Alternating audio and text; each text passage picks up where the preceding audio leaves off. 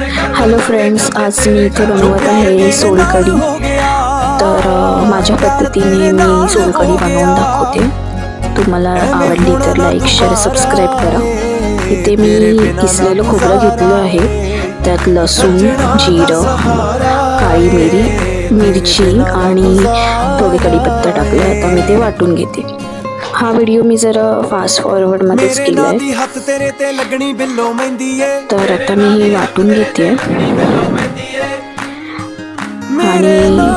आणि गरम पाणी घ्यायचंय गाळण्यासाठी, कारण का ते गरम पाण्यामध्ये व्यवस्थित आपल्याला रस, त्याचा खोबऱ्याचा रस व्यवस्थित येतो। तर आता हे गाळणं घेऊन त्याच्यामधून गाळून घ्यायचं 2-3 वेळा। हा नारळ आमचा शहाळाचाच नारळ होता, गावचा। तुम्ही विकतचाही घेऊ शकता इकडचा नारळ। तर इथे मी आता 3 वेळा गाळून घेते आणि काही जण आमसूल घालतात, तर मी ते सोलकढीसाठी रस घेतलेला आहे। इथे मी आता गाळून घेते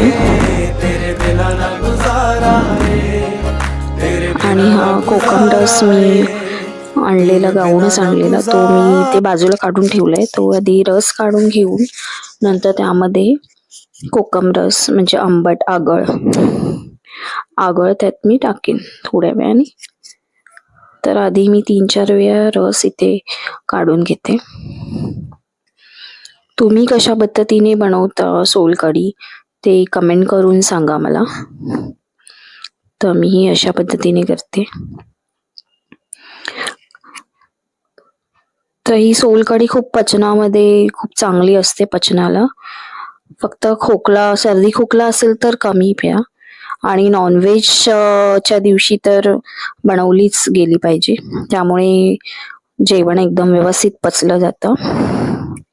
शरीराला खूप चांगली असते।